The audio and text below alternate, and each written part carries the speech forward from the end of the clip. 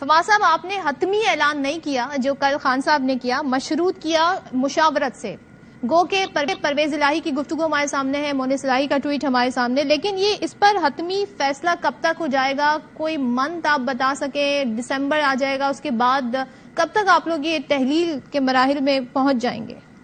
دیکھیے، پہلے تو میں آپ کو یہ بتا رہا تھا، اس میرا تھوڑا کنیکشن لوز ہو گیا تھا، وہ میں آپ کو دوبارہ یہ بتانا چاہتا ہوں کہ تحریک انصاف اگر استعفے دیتی ہے تو اس کا مطلب یہ ہوگا کہ 64% نشستیں جو ہیں وہ خالی ہو جائیں گی، اور پاکستان میں 64% نشستوں کے اوپر آپ کو الیکشن کرانے پڑیں گے، اور صرف 36% نشستیں جو ہیں وہ برقرار رہیں گی. اور اگر اس صورتحال میں ملک میں جو اکنامک کرائسس ہے وہ آپ دیکھ لیں کہ وہ کیسے آپ مینج کریں گے.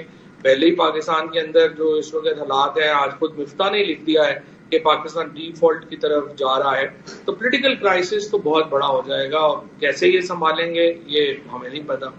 دوسرا جو سچویشن ہے کہ اعلان کا، انشاءاللہ بدھ جمعرات کو اس ضمن میں جو ہے وہ میٹنگ ہوگی، اور کوئی حتمی تاریخ جو ہے وہ اس کی طرف ہم آ جائیں گے.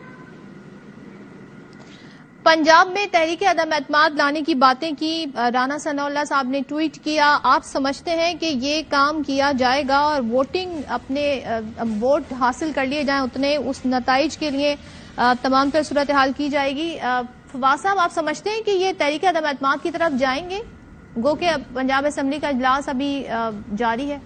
اب وہ بھی ایک ہے، رولز آف بزنس میں اس وقت نو کانفیڈنس آ نہیں سکتی، لیکن اگر آ بھی گئے تو کیا فرق پڑتا ہے؟ 3 دنوں میں انہوں نے 186 لوگ اپنے شو کرنے ہیں، 3 دنوں میں ووٹنگ ہو جائے گی، اور وہ نو کانفیڈنس موو جو ہے وہ باہر پھینک دیں گے ہم، اور پھر دوبارہ اسمبلی توڑ سکتے ہیں. وہ کوئی پرابلم نہیں ہے اس میں. تو اگر ان کے پاس 186 لوگ ہوتے تو یہ آج حکومت میں ہوتے. اور دیکھیں، ان کے ساتھ تو ان کے لوگ جانے کو تیار نہیں ہیں. جس بندے نے بھی اگلے 4-5 مہینے میں الیکشن لڑنا ہے، اس کا تو دماغ تو تھوڑی خراب ہے کہ وہ نون لیگ کے ساتھ جا کے الیکشن لڑے گا. الیکشن میں ان کی کوئی حالت نہیں ہے، لہٰذا اگر یہ لے بھی آئیں گے تو 3 دن میں ختم ہو جائے گی، کوئی فرق نہیں پڑتا.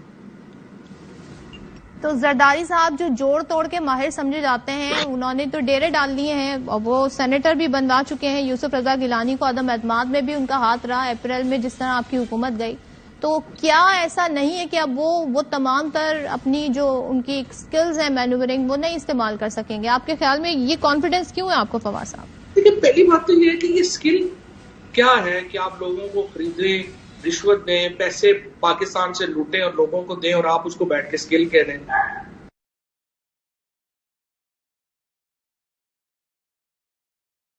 یعنی وہ سندھ حکومت کا پیسہ لوٹتے، وہ پیسہ لوٹ کے لوگوں کو خریدنے پہ لگا دیتے ہیں، اور میڈیا میں ہمارے لوگ بیٹھ کے کہہ دیتے ہیں یہ بڑے سکلفل آدمی ہیں.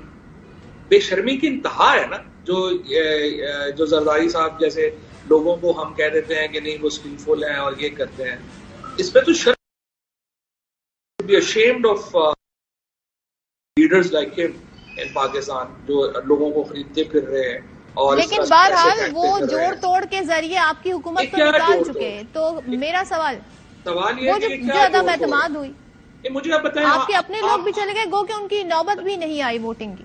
صحیح ہے، لیکن میں صرف یہ آپ کو کہنا چاہ رہا ہوں کہ بیسکلی تو دیکھیں ہمیں شرمندہ ہونا چاہیے.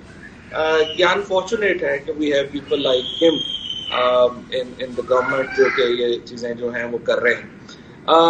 جہاں تک اس بات کا تعلق ہے کہ وہ کر پائیں گے یا نہیں کر پائیں گے، میرا نہیں خیال کہ اس وقت پنجاب میں انہوں نے پہلے بھی کوشش کی ہے. ابھی تو مجھے لگتا یہ ہے، مجھے پورا یقین ہے کہ سندھ پیپلز پارٹی اپنی حکومت برقرار نہیں رکھ پائے گی، اور اس دفعہ ان کی ضمانتیں ضبط ہوں گی وہاں سے. وہ کیسے فواز صاحب تھوڑا سا ایلیبوریٹ کر دیں اسے؟ اس لیے کہ لوگوں کو نفرت ہے ان سے.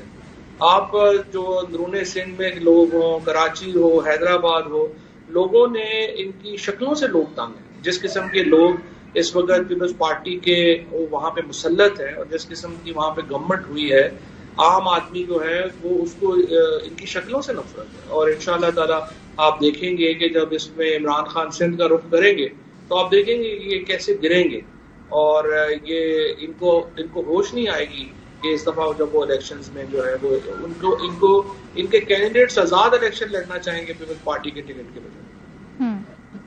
فواز صاحب یہ بتائیے گا، جہاں پہ آپ فوری الیکشن کا مطالبہ کر رہے ہیں، اس کے لیے آپ اس حد تک جانے کو بھی تیار ہیں کہ اپنی حکومتیں جہاں جائیں وہ اسمبلیاں تحلیل کرنے کا کہہ رہے ہیں، ایسے میں حکومت موجودہ جو قومی اسمبلی ہے اس کی مدت بڑھانے کی بات بھی کر رہی ہے. فواز صاحب وہ یہ کہتے ہیں کہ معاشی ایمرجنسی کے طور پہ ہم اس اسمبلی کی مدت بڑھا سکتے ہیں، تو یہ بھی آن کارڈ ہے حکومت کے پاس. آپ اس پہ کیا کہیے گا؟ یہ پاسبل ہو سکے گا اور اس پہ آپ کا ری ایکشن کیا ہے؟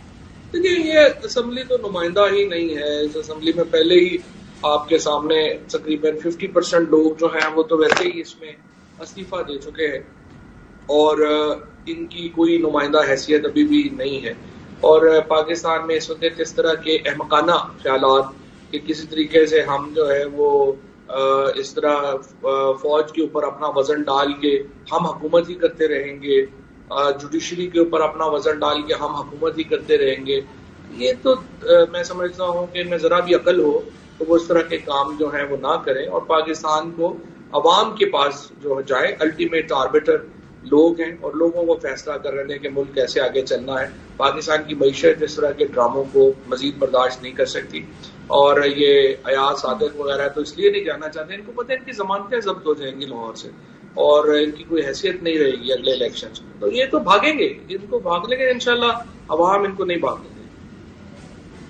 فواز صاحب یہ بھی بتا دیجئے، کیا ایز وی اسپیک ناؤ بات چیت کہیں نہ کہیں صدر صاحب کی سطح پہ کہیں نہ کہیں ہو رہی ہے، جو بات پہلے ہو رہی تھی، جو مراحل پہلے تھے، یا بالکل ختم ہو گئی؟ میں اسحاق ڈار صدر صاحب کے پاس آئے تھے، ان کو بتا دیا تھا ہم نے کہ اگر وہ ارلی الیکشنز کے اوپر تیار ہوتے ہیں تو پھر ہم جو ہے وہ بات چیت کرنے کو تیار ہیں فریم ورک کے اوپر. اور اسحاق ڈار صاحب نے کہا تھا کہ وہ پوچھ کے آئیں گے. اس کے بعد سے اب تک وہ پوچھ کے آ ہی نہیں سکے. ظاہر ہے کہ وہ اور کاموں میں مصروف ہیں، تو اگر وہ آ گئے اور انہوں نے رضامندی ظاہر کی تو بات چیت ضرور ہو سکتی ہے، اور اگر وہ حکومت ارلی الیکشنز کا اناؤنس کرتی ہے تو بات چیت ضرور ہو سکتی ہے. نہیں کرے گی تو پھر ظاہر ہے پھر جو دوسرے طریقے ہیں ان پہ عمل ہوگا.